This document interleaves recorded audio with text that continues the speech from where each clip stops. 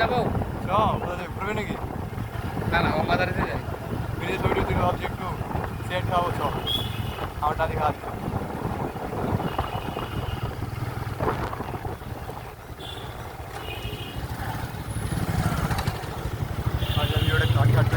ওই যাবে